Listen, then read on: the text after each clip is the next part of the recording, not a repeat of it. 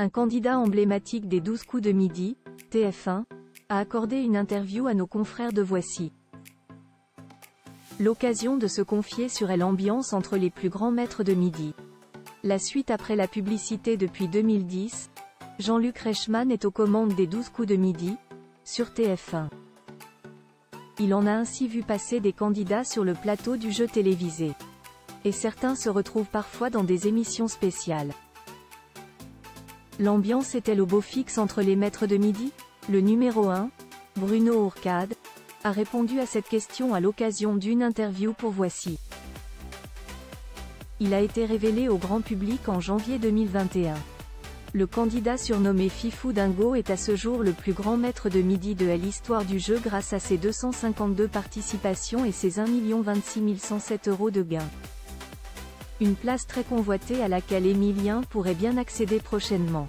Il en est actuellement à sa 218e participation et a récolté 954 794 €.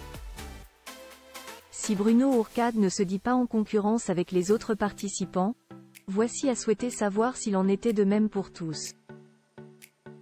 Car certains se retrouvent pour un combat des plus grands maîtres de midi et des jalousies pourraient surgir. Pourtant, il n'est rien si l'on en croit le charmant Brun. Bruno Ourcade se confie sur les relations entre les plus grands maîtres des 12 coups de midi. Bruno Ourcade assure en effet que l'ambiance est bon enfant entre les participants. Disons que le problème c'est Xavier. Ça fait à peu près 8 fois qu'il remporte le combat des maîtres. Il n'y a même pas de concurrence parce qu'il est là et il gagne à chaque fois, donc on se moque de lui, mais gentiment. On lui dit, de toute façon, on vient un peu pour faire de la figuration. En fait, on joue pour savoir qui sera deuxième, troisième ou quatrième. On essaye même plus de gagner face à Xavier, mais au moins, ça met une bonne ambiance, a-t-il plaisanté.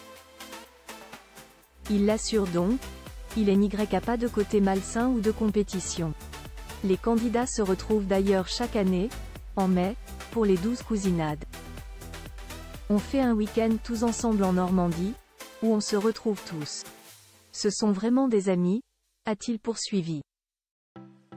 Bruno Ourcade reconnaît toutefois que par le passé, certains ne se sont pas intégrés dans le groupe.